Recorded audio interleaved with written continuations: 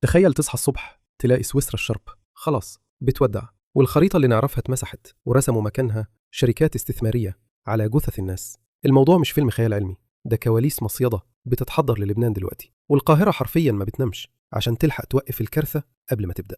الحكاية بدأت لما مصر رصدت تحركات مرعبة، وفود استراتيجية مصرية طارت لبيروت في مهمة إنقاذ عاجلة، لأن الانفجار هناك بقى مسألة ساعات.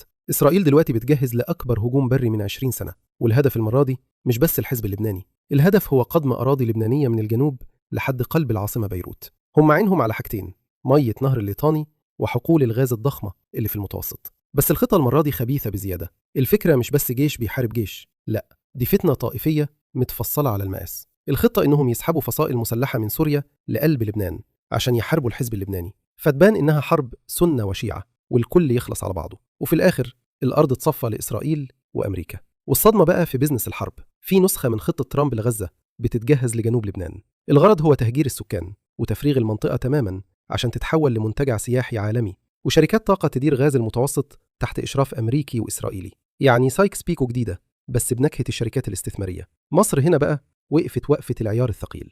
غرفة العمليات في القاهرة شغالة ليل نهار، لأن القيادة المصرية عارفة إن سقوط لبنان معناه إن الحريق هيوصل لحدودنا ومصالحنا في غاز المتوسط. السيسي بعت رجاله عشان يضمن إن سيناريو غزة والتهجير مش هيتكرر في لبنان مهما كان الثمن. إحنا قدام أيام فاصلة، والخريطة بتترسم من جديد بالدم والغاز. تفتكروا المصيدة هتنجح، ولا وعي الشعوب وتحرك مصر هيقلب الطاولة على الكل؟ خليك مراقب الخريطة، لأن التاريخ بيعيد نفسه في لعبة الأمم.